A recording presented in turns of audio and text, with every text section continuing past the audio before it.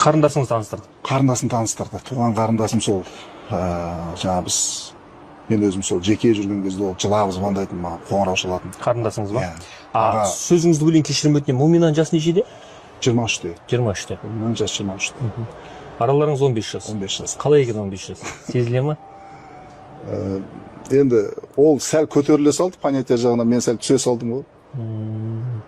Тамаша. Солай болды. Қанша уақыт сөйлестіңіздер? 1 жыл сөйлестік. 1 жыл сөйлестіңіздер. Сөйтіп қарындасын таныстырды, сөйтіп екеуміз жолығып, маған енді түсінік жағынан ұнады. Мен өткен өмірім бар, басқасы бар. Мені қатты сүйеді, мені қатты құрметтейді, мені бағалайды. Менің творчествома, менің жеке өзімнің азаматтық болмысыма өте қатты құрметпен қарайды. Сіз жаңа айттыңыз ғой өзіңіз, 4 балам бар деп. Үлкен нешеде? Үлкен 15-те. Үлкен 15-те. Мумина 7 жас үлкен. Муминадан 7 жас үлкен ба? 8 жас үлкен ба? Мумина 8 жас үлкен. Ол ғой, Ол үлкенім ол. Кенжеңіз?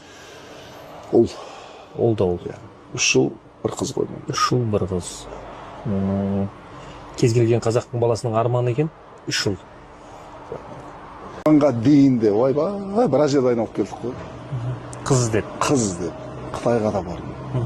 Қытайдың қай қаласына? Гуанчжоу. Гуанчжоуда, Сол жақта бір қыз болды. Ол қызбен негізінде сол мен жалғыздықтан шаршап кеттім ол кезінде. Жалғыздықтан бәрібір ол анау ер азаматтың жанында бір өзінің сырласатын бір жаңағыдай ой қосып отыратын бір сондай бір жары болса, сыртқа қарап отырасың да кейбір жаңағыдай осындай ресторандарға барып отырғанда ақылдасып бір нәрсені жоспарлап отырады, қызығып кетесің, үйге келесің, жалғыз жатасың, тұрасың, кетесің, жастық құшақтап жатасың ғой, бұттың арасында қысып алып жастық.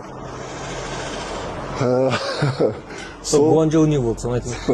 Гуанчжоуда жүрдік та, ол жақта сол қызбен үлкен бір брендтің ашылуына шақырды.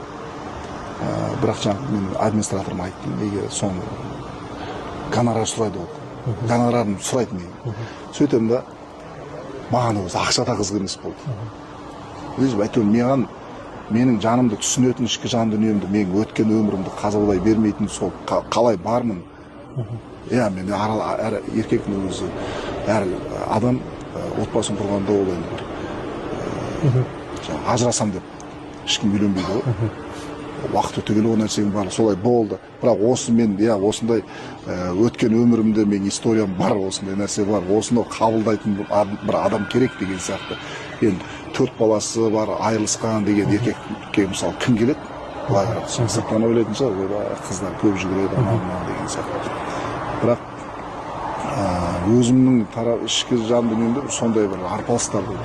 Осы мен толыққанды қабылдап, мен түсінетін бір жан болса деп. Сонымен сол қызбен танысып қаламызда біраз уақыт жақсы кішкене бүйтіп сөйлесіп, жақсы жаңағыдай көзқараста боламыз. Бір 2 рет, 3 рет көремін.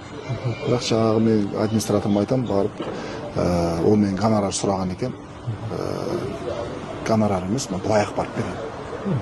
Қолдау ретінде. Қазақтың сол жақтағы бір қаншама ұлттың сол тастың арасын жарып шыққан гүлдер секілді бір өзі әрең-әрең бүйтіп сол жақтан қазақтың бір қызы шығып жатқаннан неге қолдап бармас па. Бірақ осы менің ниетімді ол дұрыс жағынан түсінсін деген сияқты. Сонымен не болды қанша құса? Сөйтіп не керек ол қызбен білмеймін, болмай қалды. Солай болып кетті. Одан кейін сол Гуанчжоуда жүрдім да, мен бір нелерін естідім де, алдын ала ол қызға жаңағыдай қалың малын беріп, алдынан өтіп қойған екен бір кісі. Оны маған айтпаған бірақ. Сөйтіп,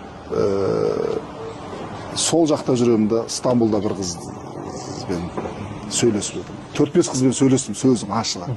Өйткені енді, мен әрқайсысына сөйлесіп атқанда бір ғана сөзді айтамын. Мен қыз жігіт болып жүріп, уақыт өткізіп, ондай нәрсе маған қажет емес. Маған болашақ жарым болатын адамды ғана іздеп жүрмін.